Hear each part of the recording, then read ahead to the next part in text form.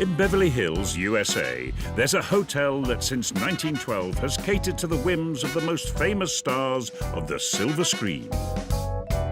When Sidney Poitier won his Oscar for Lilies in the Field back in the 60s, he was so excited, he came out of the Polo Lounge, took off his shoes, and danced through the lobby, down the red carpet, waving his Oscar.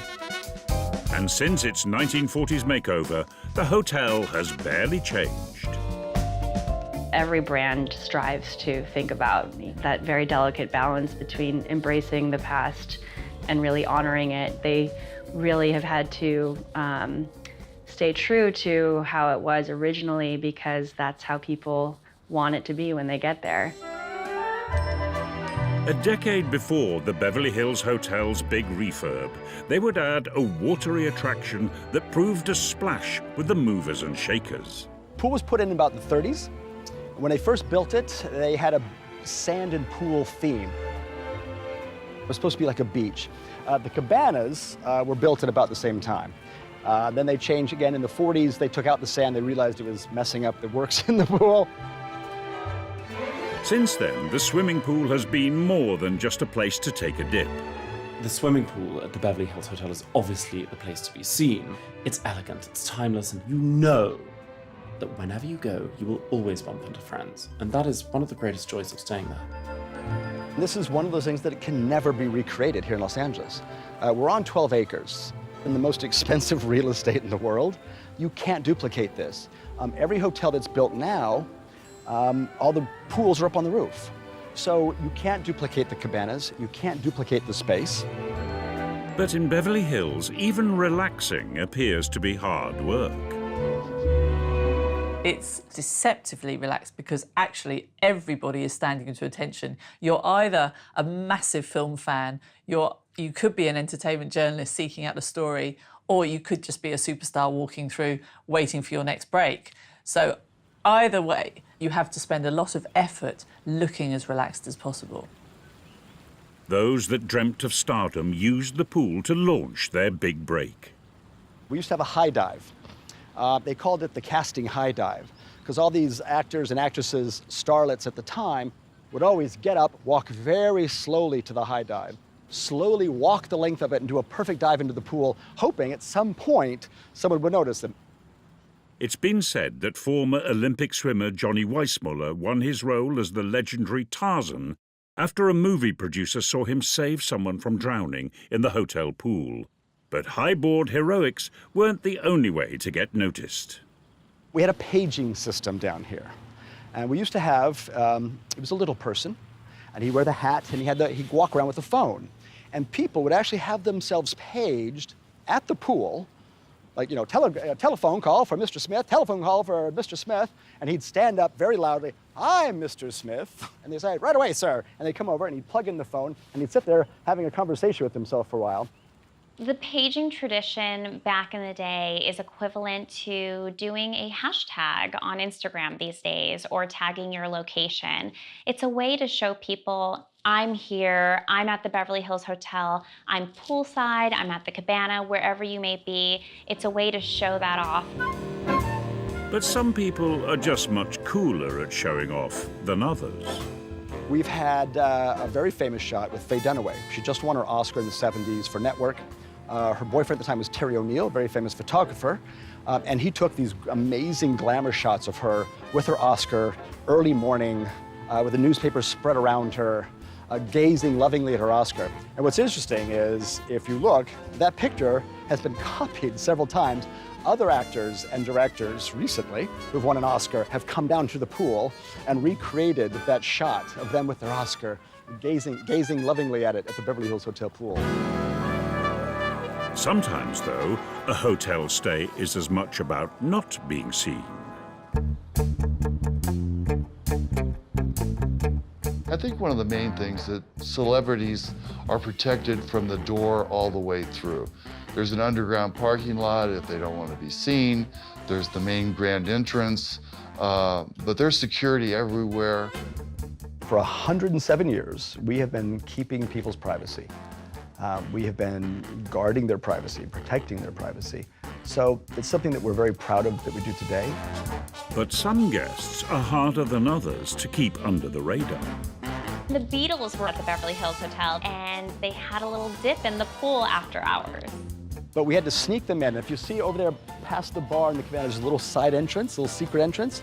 To get them in and out of the hotel, we bring them around the back and sneak them into the hotel that way. High flyers and celebrities have often favoured staying in the hidden bungalows, and 5 of these are now themed after their most well-known occupants. With their talent for keeping secrets, the hotel attracted one of the richest and most reclusive men in the world. Movie producer and business magnate Howard Hughes. He stayed at the hotel just a bit longer than your average guest. So Howard Hughes was with us off and on for 3 decades, 40s, 50s, and 60s, almost 30 years. He was in Bungalow 4 and Bungalow 3 predominantly, but he would take several other bungalows, one to house starlets, some of his staff, but mostly to throw people off, so people would never know which room he was in. He was one of our more odd guests. In fact, the only person that ever knew exactly which bungalow he was staying in was the executive chef. He famously loved the steak sandwich, and he had requested that the staff leave his steak sandwich in the crook of a tree. And that's where he would pick up his steak sandwich every day. And as quirky as it is, it's never too quirky for the hotel, and that's what makes it so special. But when it comes to Hollywood royalty, there's none bigger than a certain blonde bombshell. All right, so this is Bungalow 1. The most famous, legendary guest Bungalow 1 has seen was Marilyn Monroe. I think Marilyn loved the Beverly Hills Hotel because there she'd have her privacy and she didn't have to think about being Marilyn Monroe. She could just be herself. There's this amazing old black and white photo of Marilyn Monroe sitting on a bench, posing. And they actually have a bench just like that, sitting right in front. So if you wanted to recreate that photo and feel like Marilyn Monroe, you really could. And Bungalow 1A has now been redecorated, inspired by Marilyn Monroe. And it would set you back a mere $8,500 a night.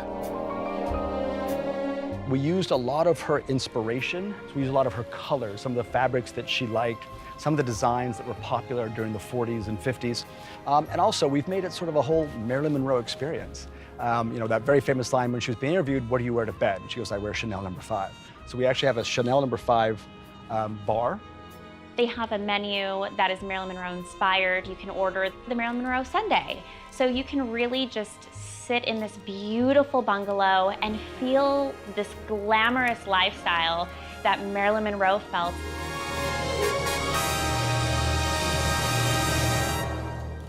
When guests get peckish, executive pastry chef Brooke Martin and her team are ready to whip up one of the blonde bombshell's favourite puds. I love Marilyn Monroe. Who doesn't? She'd always ask for a side of extra fudge sauce. And of course, the classics of chocolate and vanilla ice cream. Added in the classic malt foam. Whipped cream, of course. When it walks out into the Polo Lounge, and everyone asks, what is that? And they want one. So then we're gonna finish it with a little sour cherry. We have a waffle cone, pink cotton candy. It's what I think of Marilyn, the pink lipstick, the hair. It's just fun and playful, just like the hotel. And then in case you don't remember what Marilyn looked like, we put her right there so you can remember her on a Sundae in chocolate. While guests devour their $20 sundae, they can imagine Marilyn doing the same after a hard day's shoot. She used the hotel a lot of times when she was in town making a film, most notably in '58 for Some Like It Hot, and then she was back again for her longest stay in 1960 when she was doing Let's Make Love. She was married to Arthur Miller at that time, and her co-star in the film was Yves Montand, who was married to Simone Signoret. It was a musical comedy that told the story about a billionaire who falls in love with a chorus girl. The problem arose that the film took much longer than what they thought because there was a writer's strike in the middle of it. So production came to a halt for a while. So in the meantime, Arthur Miller had to go back to the East Coast because he was involved in another play that he had written. And Simone had a commitment, film commitment, so she had to go back to Europe, wherever she was filming it, which left Eve and Marilyn alone. The hotel is incredibly romantic. If you look outside the window of the bungalows, there's these lush grounds everywhere, and flowers and birds. So it was inevitable they would fall in love a bit and have an affair. The hotel was then to become the unwitting location of a cover-up operation. The studios found out about it and decided to clean everything up, so they brought her then-husband Arthur Miller, the playwright, out. Yves Montand came out with his wife, Simone Signoret, and they had a life photographer come, and they had the ladies cook dinner for their husbands, and everyone sat down for a comfortable meal, saying, nothing's going on here, nothing's going on here. So that photo shoot was done here at the hotel, and those were in bungalows 20 and 21. I definitely think that 1960 is a year of a lot of loss for her, in a sense. She lost what she had thought might be a relationship with Yves Montand.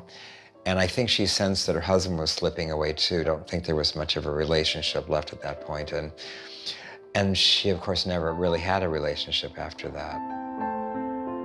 Sadly, it perhaps signaled her demise, because 2 years later, Marilyn sadly died.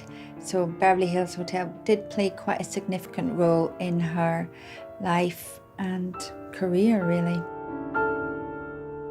Coming up, the drinking habits of the famous. 2 bottles of vodka would be delivered with breakfast, and 2 bottles of vodka would be delivered with lunch. Sounds like a fun couple. And the price of sleeping with the stars. This is Marilyn Monroe's room. Can I sleep in her bed? Of course you can, for $7,000 a night. The Beverly Hills Hotel has been welcoming guests from around the world for over a century. It helped give birth to a city and is renowned as the playground of Hollywood movie stars.